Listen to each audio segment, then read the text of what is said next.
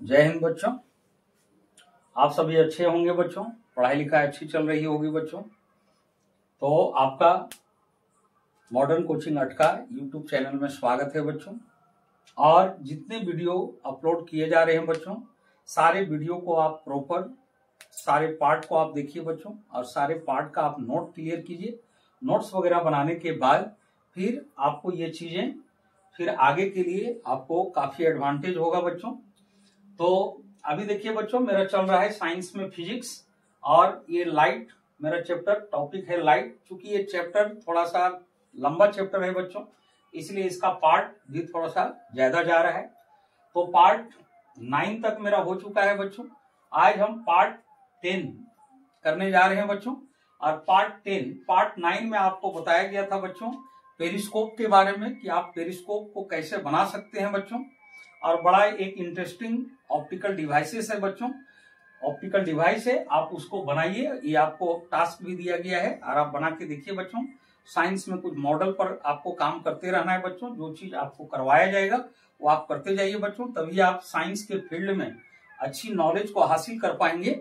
और इसमें आप आगे जितना आगे आप जाना चाहेंगे बच्चों, आप इसमें जा पाइएगा बच्चों। इसके लिए आपको प्रैक्टिकल नॉलेज होना बहुत जरूरी है बच्चों। तो मेरा पिछला वीडियो में पेरिस्कोप के बारे में हुआ था, और सूर्य प्रकाश या श्वेत प्रकाश के बारे में हम बताए थे बच्चों कि श्वेत प्रकाश या सूर्य प्रकाश कितने रंगों के प्रकाश का सम्मिश्रण है। और इस बात की खोज सबसे पहले कौन से वैज्ञानिक ने किए थे, तो इसके बारे में चर्चा हो गया था बच्चों। आज हम चर्चा करते हैं, थोड़ा स्पेक्ट्रम के बारे में जानते हैं बच्चों। स्पेक्ट्रम या वर्णपट क्या होता है, क्योंकि इस स्पेक्ट्रम को जानने के बाद ही फिर आपका इंद्रधनुष जो रेनबो है, रेनबो कैसे बनता है बच्चों, इसके बारे में आपको अच्छी तरह से समझ में आएगी। तो स्पेक्ट्रम क्या होता है बच्चों, इसके बारे में हम लोग देखते हैं। तो स्पेक्ट्रम को हिंदी में वर्णपट या वर्णक्रम भी बोला जाता है बच्चों। स्पेक्ट्रम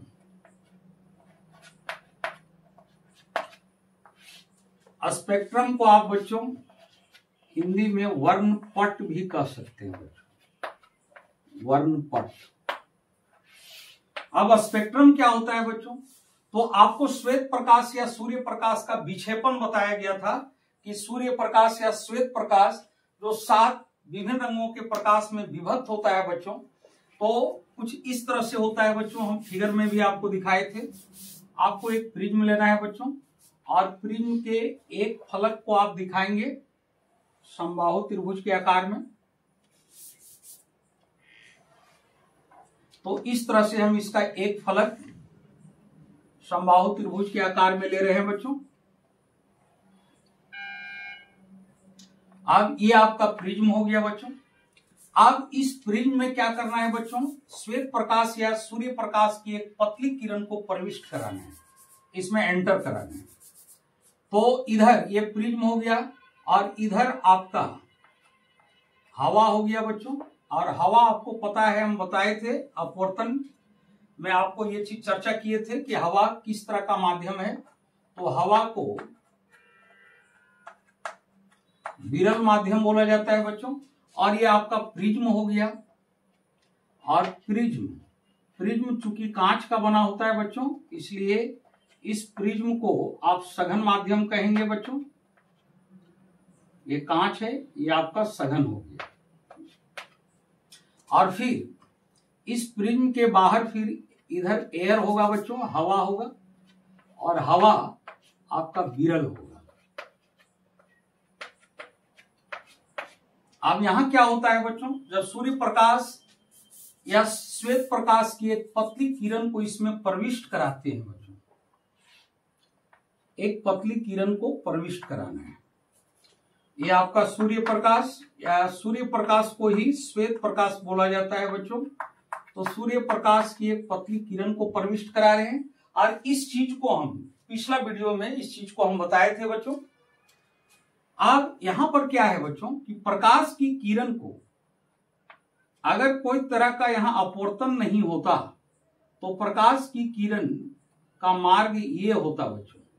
लेकिन चूंकि यहां माध्यम चेंज हो रहा है बच्चों, प्रकाश की किरण एक माध्यम से दूसरे माध्यम में प्रवेश कर रही है, इसलिए प्रकाश की किरण का अपवर्तन होता है, और अपवर्तन होने के बाद ये बेंड करता है बच्चों, बेंडिंग होता है। तो बेंडिंग किस टाइप से होता है बच्चों? तो इसका जो बेंडिंग होगा, क्योंकि ये विरल से सघन की ओर जा रहा है, यानी हवा से आपका कांच में जा रहा है, तो इसका बेंडिंग नॉर्मल की ओर होगा बच्चों। तो इसका बेंडिंग आपका नॉर्मल की तरफ होगा बच्चों। तो अगर आप यहां 90 डिग्री पर नॉर्मल डालते हैं, यहां एक नॉर्मल आप डालिए बच्चों 90 के एंगल पर, तो कुछ इस तरह से नॉर्मल यहां पर आएगा बच्चों। और आपको बताया गया था बच्चों, प्रकाश का अपवर्तन पर हम चर्चा किए थे बच्चों, परावर्तन और अपवर्तन में आपको डिफरेंस बताए थे। तो उस डिफरेंस में ये चीजें चर्चा की गई थी कि जब प्रकाश की कोई किरण विरल से सघन में जाती है, तो विरल से सघन, यानी यहां पर कम ट्रैफिक है बच्चों और सघन में ज्यादा ट्रैफिक है। तो अगर कम ट्रैफिक से ज्यादा ट्रैफिक में जाती है, यानी विरल से सघन में जाती है, तो प्रकाश की किरण जो होती है बच्चों, ये नॉर्मल की तरफ बेंड करती है बच्चों। तो प्रकाश की किरण का ये डायरेक्शन होना चाहिए। तो प्रकाश की किरण इस डायरेक्शन में ना जाके, चूंकि विरल यानी हवा से प्रिज्म यानी कांच यानी सघन में जा रहा है, तो जिस और नॉर्मल है उस और ये बेंड करेगा बच्चों। तो ये इस तरफ नॉर्मल की तरफ यानी इसके नीचे बेंडिंग होगा बच्चों, और इस तरह से ये बेंडिंग करके ये 7 भाग में यहां टूटेगा बच्चों।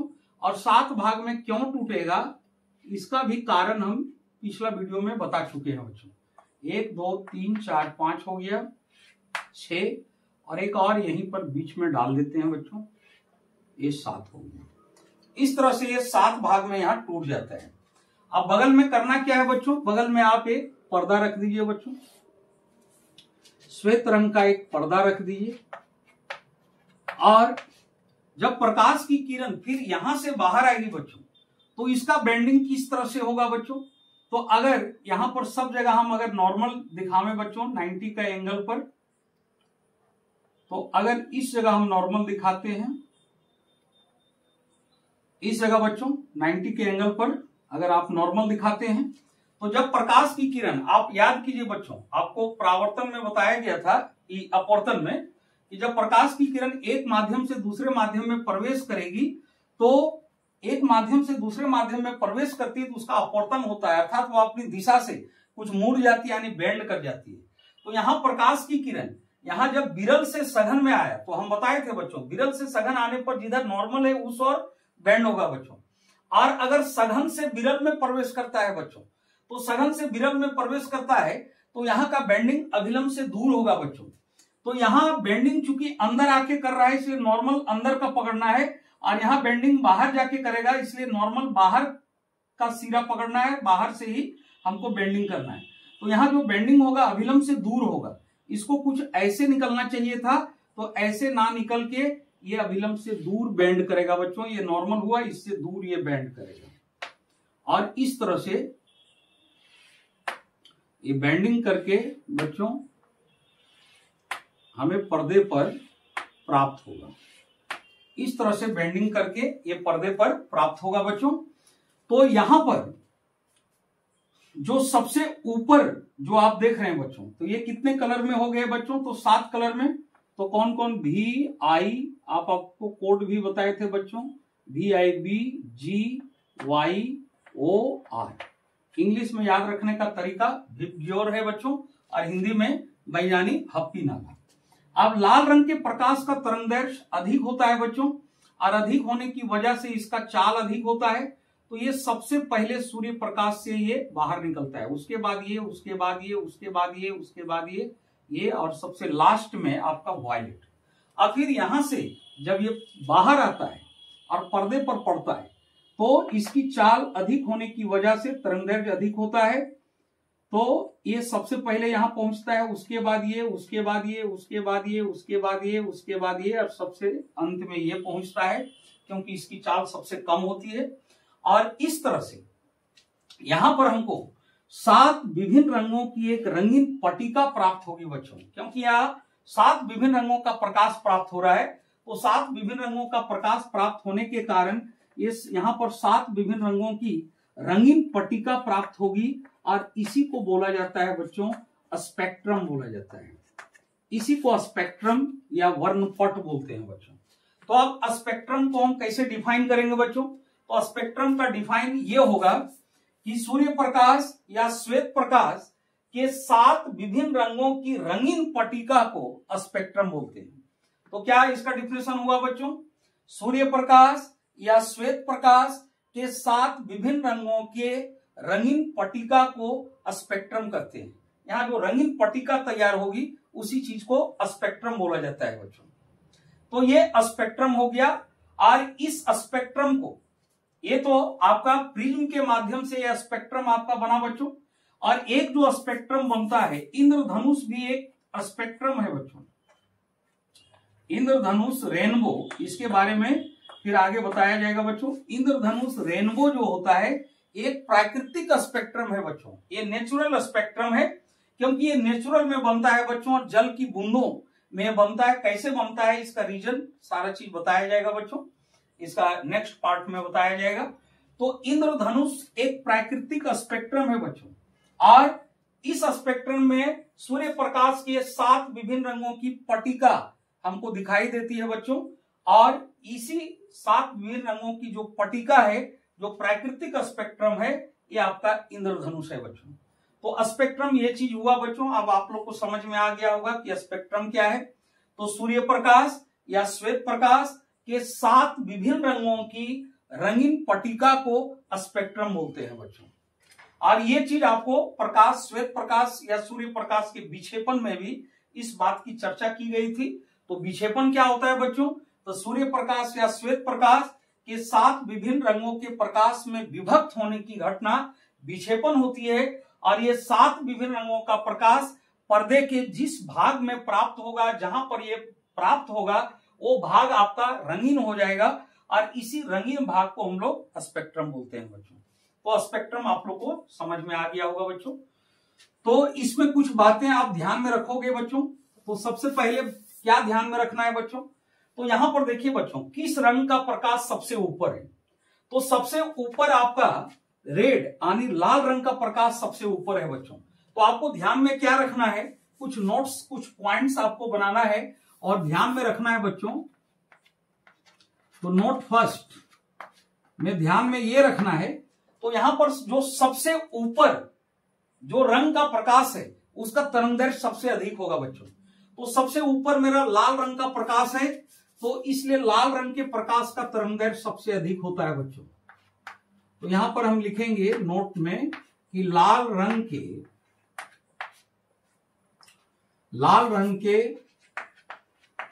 प्रकाश का तरंगदैर्घ्य, लाल रंग के प्रकाश का तरंगदैर्घ्य ये 7 में सबसे अधिक होता है बच्चों। तो लाल रंग के प्रकाश का तरंगदैर्घ्य सबसे अधिक, क्योंकि ये पर्दे में सबसे पहले पहुंचा है बच्चों और सबसे ऊपर है, इसलिए लाल रंग के प्रकाश का तरंगदैर्घ्य सबसे अधिक होता है। और किस रंग के प्रकाश का तरंगदैर्घ्य सबसे कम होगा बच्चों? तो जिस रंग का प्रकाश सबसे नीचे है बच्चों उसका तरंगदैर्घ्य सबसे कम होगा। तो सबसे कम तरंगदैर्घ्य किसका होगा बच्चों? तो आप नोट सेकंड में इस बात को लिख सकते हैं। तो किस रंग का सबसे नीचे मेरा वॉयलेट है, बैंगनी है, तो बैंगनी रंग के प्रकाश का तरंगदैर्घ्य सबसे कम होगा बच्चों, क्योंकि ये सबसे नीचे में है। तो बैंगनी सबसे नीचे है और सबसे बाद में ये पहुंचता है बच्चों। तो बैंगनी रंग के प्रकाश का तरंगदैर्घ्य सबसे कम होता है बच्चों। तरंगदैर्घ्य सबसे कम होता है,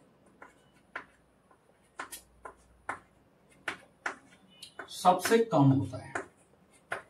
ये तरंगदैर्घ्य के बारे में हुआ बच्चों। सबसे ऊपर जो है उस प्रकाश का तरंगदैर्घ्य सबसे अधिक, उसके बाद इसका, इसके बाद इसका, और सबसे कम आपका वॉयलेट बैंगनी रंग के प्रकाश का तरंगदैर्घ्य होगा। ये तरंगदैर्घ्य की बात हुई बच्चों। अब थोड़ा सा आप विचलन कोण के बारे में देख लीजिए बच्चों। तो विचलन कोण में क्या है, तो इसके लिए भी आप अगला नोट लिख सकते हैं। तो हम तरीका आपको बता देते हैं बच्चों।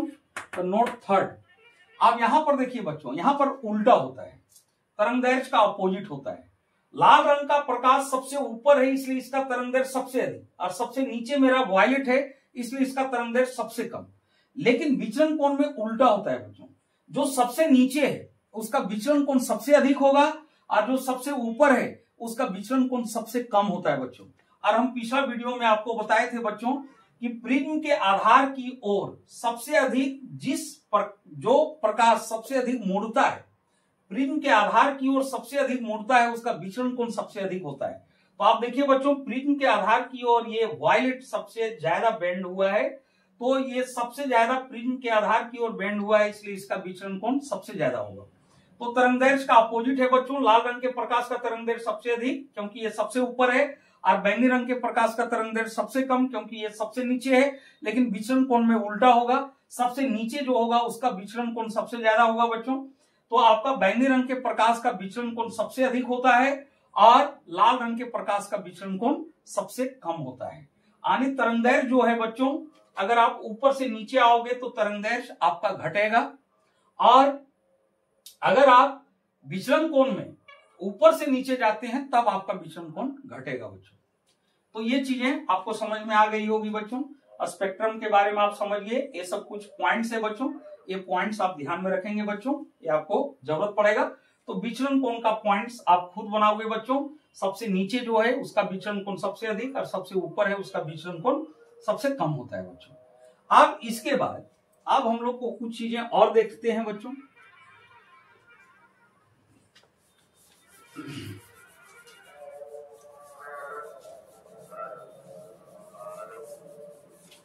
अब हम लोग को दृश्य प्रकाश, विजिबल लाइट के बारे में थोड़ा जानना है बच्चों। दृश्य प्रकाश क्या होता है, विजिबल लाइट क्या होता है।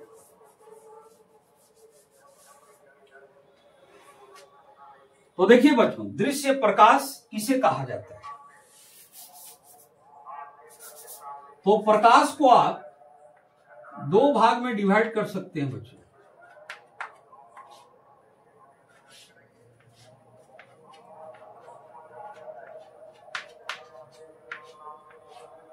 एक दृश्य प्रकाश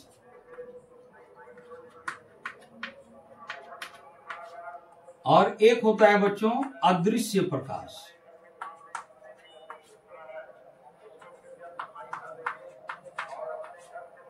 दृश्य प्रकाश यानी विजिबल लाइट,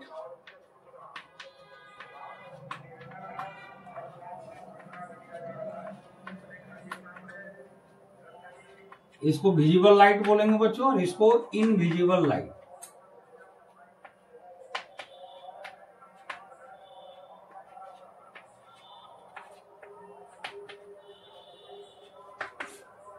अब दृश्य प्रकाश नाम से ही क्लियर है बच्चों कि दृश्य प्रकाश वैसा प्रकाश होगा जिसको हम देख पाएंगे बच्चों, जिसको हम देख सकते हैं। जिस रंग के प्रकाश, जिस तरंगदैर्घ्य वाले प्रकाश को हम देख सकते हैं बच्चों, उसी को दृश्य प्रकाश बोला जाता है।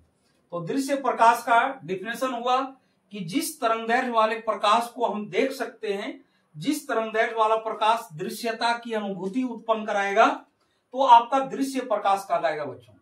तो ये जो मेरा 7 रंग का जो प्रकाश है बच्चों, विबग्योर, ये 7 रंग के प्रकाश को हम देख सकते हैं बच्चों। तो VIB, विबग्योर या बैंजानी हप्पी नाला। तो ये 7 रंगों का प्रकाश ये विजिबल होता है बच्चों। और जब ये विजिबल होता है तो इसको दृश्य प्रकाश के अंदर रखा गया है बच्चों, विजिबल लाइट के अंदर रखा गया है। और विजिबल लाइट जो होता है बच्चों, इसका जो तरंगदैर्घ्य होता है बच्चों, इसका जो वेवलेंथ होता है, ये 400 नैनोमीटर, नैनोमीटर को NM से दिखाएंगे बच्चों, नैनोमीटर, हिंदी में नैनोमीटर बोले जाते हैं। तो 400 से 700 नैनोमीटर तरंगदैर्घ्य वाले प्रकाश को हम देख सकते हैं बच्चों।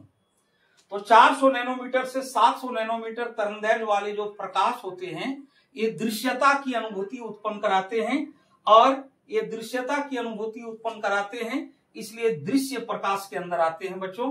ये दृश्य प्रकाश में इसको रखा गया है। यानी जिस रंग के प्रकाश को हम देख सकते हैं तो उसी को दृश्य प्रकाश बोला जाता है। और अदृश्य प्रकाश, तो अदृश्य प्रकाश यानी जिस तरंगदैर्घ्य वाले प्रकाश को हम देख नहीं सकते हैं बच्चों, ये दृश्यता की अनुभूति उत्पन्न नहीं कराता है बच्चों। इसको हम किसी भी तरह से इसको देख नहीं पाते हैं, इसका अनुभव नहीं कर पाते हैं, इसकी संवेदना नहीं हो पाता है, और इसकी एक संवेदना हो पाती है, इसको हम देख पाते हैं किसी भी तरह से, किसी भी माध्यम से इसकी संवेदना हो जाती है। तो ये दृश्य प्रकाश के अंदर रखा गया है। आप ध्यान में रखेंगे बच्चों कि दृश्य प्रकाश का जो तरंगदैर्घ्य होता है वो 400 नैनोमीटर से 700 नैनोमीटर होता है बच्चों। और थोड़ा सा हम नैनोमीटर के बारे में बता देते हैं। तो अभी थोड़ा सा अदृश्य प्रकाश का चर्चा कर लेते हैं। तो अदृश्य प्रकाश इसी का अपोजिट हो गया बच्चों। और इसका जो तरंगदैर्घ्य होगा बच्चों, इसका तरंगदैर्घ्य 400 नैनोमीटर से कम होगा, less than 400 nanometre and greater than 700 nanometre बच्चों। तो इसका जो तरंगदैर्घ्य होगा बच्चों, ये 400 नैनोमीटर से कम होगा, लेस देन 400 नैनोमीटर, और 700 नैनोमीटर से अधिक होगा बच्चों। तो जिस रंग के प्रकाश का तरंगदैर्घ्य 400 नैनोमीटर से कम होता है और 700 नैनोमीटर से अधिक, वो दृश्यता की अनुभूति, दृश्यता का संवेदना ये उत्पन्न नहीं कराता है बच्चों। और ये उत्पन्न नहीं कराता है इसलिए ये आपका अदृश्य प्रकाश के अंदर होता है बच्चों, ये अदृश्य प्रकाश के अंदर होता है। तो ये सब आप नोट्स तैयार करके आप ये ध्यान में रख सकते हैं बच्चों। अब हमको जानना है बच्चों कि ये 7 रंग का प्रकाश दृश्य प्रकाश हुआ, और ये दृश्य प्रकाश का तरंगदैर्घ्य जो होगा 400 नैनोमीटर से 700 नैनोमीटर होगा। यानी वायलेट का जो आपका रेंज पकड़ेगा ये 400 नैनोमीटर, और रेड का आपका 700 नैनोमीटर ये रेंज में आएगा बच्चों। तो ये हो गया दृश्य प्रकाश, ये हो गया अदृश्य प्रकाश। अब थोड़ा सा देख लीजिए बच्चों कि नैनोमीटर, नैनोमीटर क्या है। तो तरंगदैर्घ्य को व्यक्त करने का एक मात्रक है बच्चों, वेवलेंथ को व्यक्त करने का, और वो भी प्रकाश का जो तरंगदैर्घ्य होता है, प्रकाश का जो वेवलेंथ होता है, तो प्रकाश के वेवलेंथ को रिप्रेजेंट करने का एक मात्रक है बच्चों। तो प्रकाश के तरंगदैर्घ्य को 2 मात्रक में दिखाया जाता है बच्चों। प्रकाश के तरंगदैर्घ्य को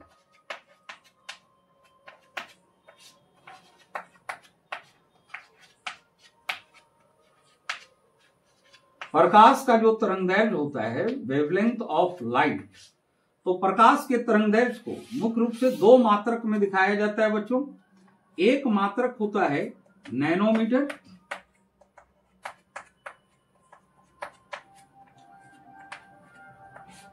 जिसको इंग्लिश में हम शॉर्ट में एनएम से दिखाते हैं बच्चों, दोनों स्मॉल में होता है।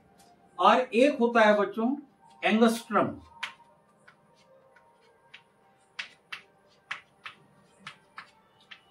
और एंगस्ट्रम का सिंबल ये है बच्चों, ए के ऊपर इस टाइप से दिया जाता है बच्चों, डिग्री के टाइप में इस तरह से दिया जाता है, इसको एंगस्ट्रम बोला जाता है बच्चों। अब आपको ये जानना है बच्चों कि 1 नैनोमीटर में कितने मीटर होते हैं बच्चों। तो 1 नैनोमीटर बराबर 10 का पावर -9 मीटर होता है, और 1 एंगस्ट्रम इक्वल टू 10 का पावर -10 मीटर होता है बच्चों। तो ये चीजें आप ध्यान में रखोगे बच्चों, आगे आपको इसका जरूरत पड़ेगा। तो प्रकाश के तरंगदैर्घ्य को मुख्य रूप से 2 मात्रक में दिखाया जाता है बच्चों, एक नैनोमीटर और एक एंगस्ट्रम। हालांकि ज्यादा करके नैनोमीटर में ही दिखाया जाता है, लेकिन कहीं कहीं आपको एंगस्ट्रम भी मिलेगा बच्चों। और ये नैनोमीटर को एनएम से दिखाएंगे, एंगस्ट्रम को ऐसे दिखाएंगे, और 1 नैनोमीटर बराबर इतना मीटर हुआ, और 1 एंगस्ट्रम बराबर इतना हुआ। अब हमको ये देखना है बच्चों कि ये 7 रंग का जो प्रकाश है, ये तो मेरा दृश्य प्रकाश है। अब अदृश्य प्रकाश में किस तरह के प्रकाश आएंगे बच्चों। तो अदृश्य प्रकाश में जिस रंग के प्रकाश का तरंगदैर्घ्य लाल रंग से भी अधिक होगा बच्चों, वो आपका अदृश्य प्रकाश में आएगा। और जिसका तरंगदैर्घ्य बैंगनी रंग से कम होगा, वो भी आपका अदृश्य में आएगा। क्योंकि इतना तरंगदैर्घ्य, इतना रंग वाले प्रकाश को हम देख सकते हैं बच्चों, यानी इस रेंज के अंदर जो तरंगदैर्घ्य है उसको हम देख सकते हैं। अब इससे भी अगर ज्यादा है तो इसमें से आप जान रहे हैं बच्चों कि लाल रंग के प्रकाश का तरंगदैर्घ्य सबसे अधिक और बैंगनी रंग के प्रकाश का तरंगदैर्घ्य सबसे कम। अब जिस रंग के प्रकाश का तरंगदैर्घ्य लाल रंग से भी अधिक होगा वो दृश्यता की अनुभूति उत्पन्न नहीं कराएगा बच्चों, और जिसका तरंगदैर्घ्य बैंगनी रंग से भी कम होगा ये भी दृश्यता की अनुभूति उत्पन्न नहीं कराएगा बच्चों। तो अदृश्य प्रकाश में लाल रंग से अधिक तरंगदैर्घ्य वाला प्रकाश और बैंगनी रंग से कम तरंगदैर्घ्य वाला प्रकाश अदृश्य प्रकाश होगा, क्योंकि इस 7 रंग वाले तरंगदैर्घ्य में जो प्रकाश आ रहे हैं ये 7 में ये तो दृश्य है, तो इससे ज्यादा तरंगदैर्घ्य और इससे कम तरंगदैर्घ्य वाला जो प्रकाश होगा वो अदृश्य प्रकाश होगा। अब हम लोग को जानना है बच्चों कि अदृश्य प्रकाश में लाल रंग से अधिक तरंगदैर्घ्य वाले प्रकाश को क्या बोला जाता है और बैंगनी रंग से कम तरंगदैर्घ्य वाले प्रकाश को क्या बोला जाता है। ये आपका अदृश्य प्रकाश के अंदर आएगा बच्चों। तो अदृश्य प्रकाश, इनविजिबल लाइट। तो अदृश्य प्रकाश में बच्चे आपका लाल रंग से अधिक तरंगदैर्घ्य वाला प्रकाश, तो लाल रंग से अधिक तरंगदैर्घ्य वाला जो प्रकाश होता है बच्चों उस प्रकाश को बोला जाता है अवरक्त प्रकाश या अवरक्त विकिरण आप कह सकते हैं बच्चों, क्योंकि ये एक विकिरण के रूप में काम करता है। तो अवरक्त प्रकाश भी कह सकते हैं या अवरक्त विकिरण, अवरक्त विकिरण, इसको इंग्लिश में इंफ्रारेड रेज बोला जाता है बच्चों, अवरक्त प्रकाश या अवरक्त विकिरण। अब इसका जो तरंगदैर्घ्य होगा बच्चों ये लाल रंग के अवरक्त, रक्त से पकड़िए, इसका तरंगदैर्घ्य लाल रंग के भी प्रकाश से अधिक होगा। तो लाल रंग के प्रकाश से अधिक होता है इसका तरंगदैर्घ्य बच्चों, तो अवरक्त प्रकाश या अवरक्त विकिरण इसको आप कह सकते हैं। और इसका जो तरंगदैर्घ्य होगा बच्चों, इसका जो वेवलेंथ होगा ये लाल रंग के प्रकाश से अधिक होगा बच्चों, तो इसका तरंगदैर्घ्य लाल रंग के प्रकाश से अधिक होता है, लाल रंग के प्रकाश से अधिक।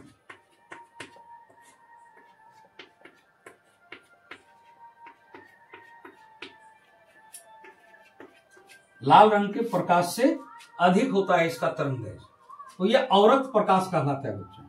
और जिसका तरंगदैर्घ्य बैंगनी रंग के प्रकाश से कम होता है, लाल रंग के प्रकाश से अधिक हुआ तो अवरक्त प्रकाश, और बैंगनी रंग के प्रकाश से अगर कम हुआ तो उसको बोला जाता है बच्चों पराबैंगनी प्रकाश या पराबैंगनी विकिरण भी आप कह सकते हो।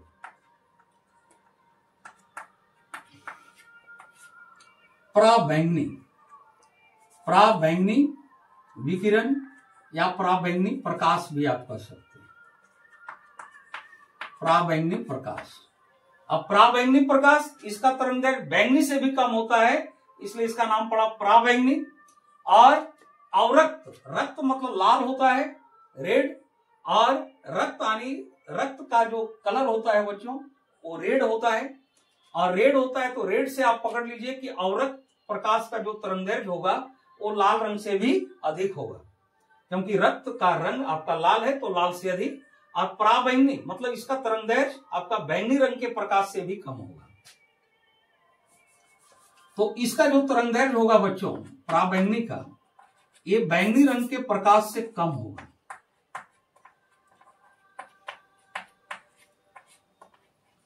बैंगनी रंग के प्रकाश से कम होगा बच्चों।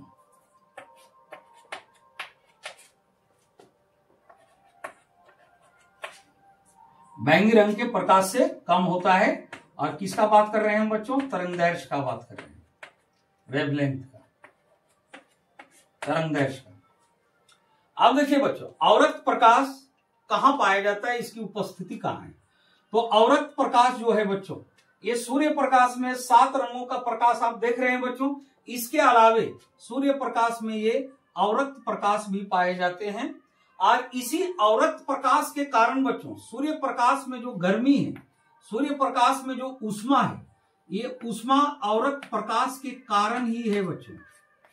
सूर्य प्रकाश में जो ऊष्मा है, यानी अगर हम धूप में सूर्य प्रकाश की उपस्थिति में अगर कोई वस्तु को हम रख देते हैं बच्चों तो वो वस्तु गर्म हो जाता है, तो वस्तु जो गर्म होता है बच्चों, वो सूर्य प्रकाश में अवरक्त प्रकाश की उपस्थिति के कारण ही होता है बच्चों।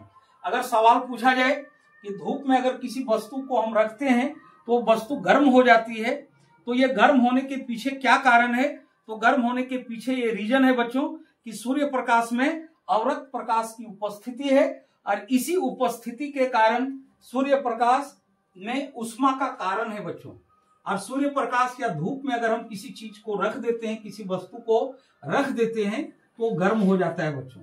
और एक चीज ध्यान रखिएगा बच्चों कि सूर्य प्रकाश या श्वेत प्रकाश में अवरक्त प्रकाश जो होता है, उसके प्रकाश का 1/3 बच्चों, 1/3 अवरक्त प्रकाश होता है बच्चों। तो सूर्य प्रकाश में अवरक्त प्रकाश की उपस्थिति ही ऊष्मा का कारण है। अब ये पराबैंगनी प्रकाश जो होता है बच्चों, तो इस अवरक्त प्रकाश को भी हम नहीं देख सकते हैं बच्चों, और ये पराबैंगनी प्रकाश भी दृश्यता की अनुभूति उत्पन्न नहीं कराएगा, और ये दोनों प्रकाश को हम नहीं देख सकते हैं, और ये अदृश्य प्रकाश के अंदर आते हैं, और ये दोनों प्रकाश की उपस्थिति सूर्य प्रकाश में होता है बच्चों। अब ये जो पराबैंगनी अल्ट्रा वायलेट लाइट जो है, अल्ट्रा वायलेट रेज जो है बच्चों, ये काफी खतरनाक होता है बच्चों, अल्ट्रा वायलेट रेज। और इस रेज को पृथ्वी पर आने से ओजोन परत रोकता है बच्चों, और ओजोन परत रोकता है जिसके कारण हम लोग सेफ रह पाते हैं बच्चों। अन्यथा अगर पराबैंगनी प्रकाश को ओजोन परत रोकता नहीं और ये पृथ्वी पर अगर पहुंच जाता बच्चों, तो पृथ्वी पर हमारे लिए बहुत बड़ा संकट पैदा करेगा बच्चों। ये क्या पैदा करेगा? अगर आपके आंख पर ये पड़ गया बच्चों, तो आपके आंख में मोतियाबिंद जो बीमारी होता है, कैटरेक्ट मोतियाबिंद, जिसको इंग्लिश में कैटरेक्ट बोला जाता है, तो ये प्रॉब्लम पैदा करेगा बच्चों। मोतियाबिंद जैसे बीमारी ये उत्पन्न कर सकता है बच्चों। उसके अलावे अगर और ज्यादा मात्रा में अगर पड़ जाए बच्चों, तो त्वचा कैंसर जैसे बीमारी भी ये पैदा कर सकते हैं बच्चों। और अगर परमानेंट अगर पड़ जाए तो शरीर की जो हम लोग का सेल है बच्चों, जो बॉडी सेल से बना है, उस सेल पर भी ये प्रभाव डाल सकता है, सेल को भी ये डैमेज कर सकता है बच्चों। तो ये बहुत हानिकारक विकिरण होता है, और इसको पृथ्वी पर आने से जो ओजोन लेयर है, जो ओजोन परत है, इसको पृथ्वी पर आने से रोकता है बच्चों। तो ये हो गया दृश्य प्रकाश और अदृश्य प्रकाश के बारे में चर्चा, स्पेक्ट्रम वर्णपट के बारे में चर्चा हो गया बच्चों। अब यहाँ के बाद हम नेक्स्ट बातों को जानेंगे। तो थोड़ा सा टाइम देख लेते हैं बच्चों, कहीं वीडियो ज्यादा लॉन्ग तो नहीं हो रहा है। अगर लॉन्ग हो भी रहा है बच्चों, तो अगर आपको जानकारी मिल रही है तो आपको ये नहीं देखना है बच्चों कि वीडियो मेरा लॉन्ग हो रहा है या क्या हो रहा है। आप जानकारी लीजिए और चीजों को सीखिए, क्योंकि ये साइंस है बच्चों, फिजिक्स है, चीजों को क्लियर करना पड़ता है बच्चों, स्पष्ट करना पड़ता है। तो इस वजह से आपका थोड़ा बहुत वीडियो लंबा जा सकता है बच्चों, तो उससे आपको टेंशन नहीं लेना है। आप चीजों को सीखिए, समझिए और अपने नॉलेज को आप बढ़ाइए बच्चों।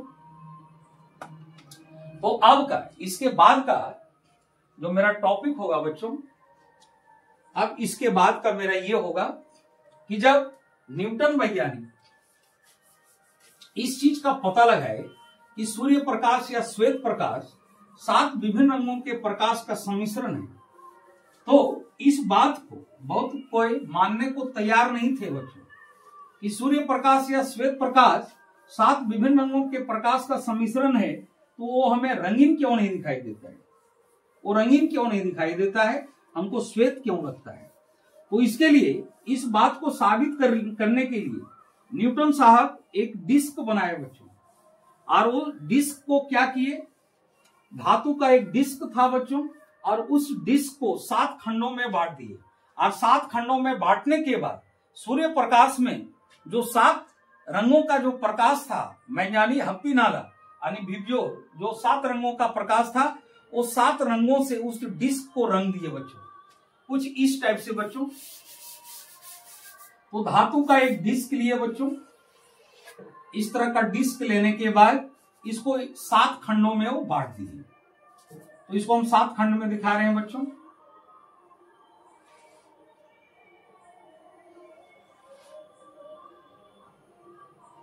वन, 2, 3, 4, 5, 6। एक खंड और करते हैं बच्चों, थोड़ा सा बढ़िया से नहीं हुआ।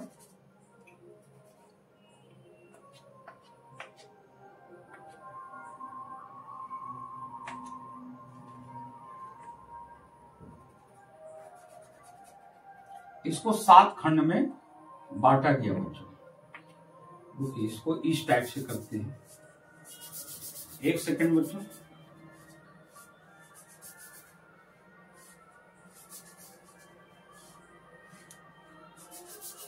इसको 7 भाग में बांटा गया बच्चों।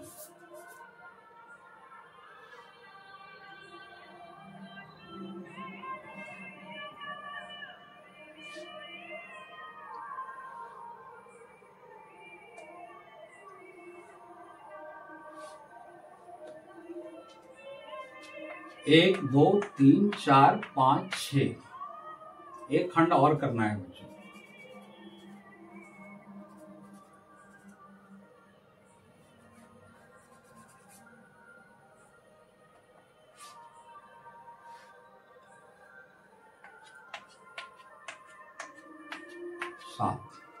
ये 7 खंड में हो गया बच्चों।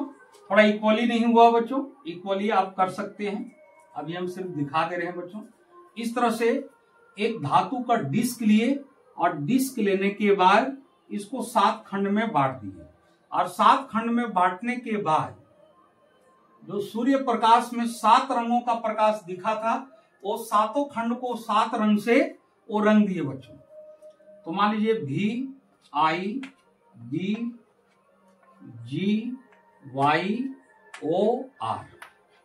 इस तरह से ये 7 खंड में बांट के 7 खंड को ये बैंजानी हप्पी नाला जो सूर्य प्रकाश में 7 रंग का प्रकाश दिखा, उस रंग से ये 7 भाग को कलर कर दिए बच्चों।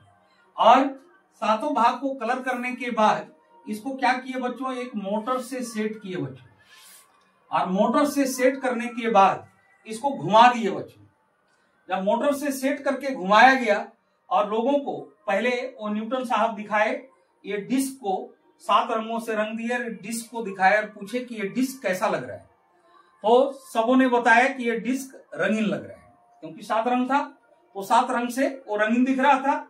अब जब इस डिस्क को मोटर के सहारे घुमाया गया बच्चों, तब लोगों से पूछा गया कि अब आपको कैसा दिख रहा है। तब लोगों का कहना था कि अब ये श्वेत दिख रहा है बच्चों।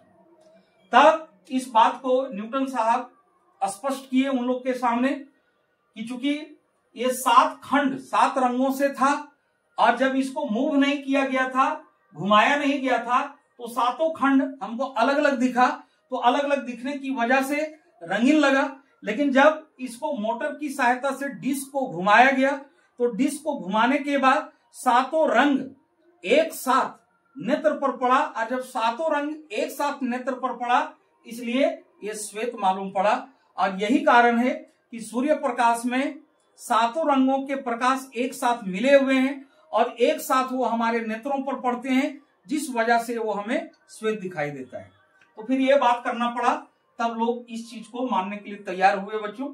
इस चीज को एक डिस्क बनाया गया, और न्यूटन साहब धातु का एक डिस्क बनाए, 7 खंड किए, और 7 खंड को सूर्य प्रकाश के जो 7 रंग का प्रकाश था, उस रंग से इसको रंग दिए, और रंगने के बाद इस चीज को वो स्पष्ट किए कि सूर्य प्रकाश या श्वेत प्रकाश जो है, ये 7 विभिन्न रंगों के प्रकाश का सम्मिश्रण है। जब वो 7 रंग का प्रकाश हमें एक साथ दिखाई देता है, तब वो श्वेत दिखाई देता है। लेकिन अगर ये अलग अलग होके अगर दिखाई दे, तो हमको 7 अलग अलग रंगों में दिखाई देता है।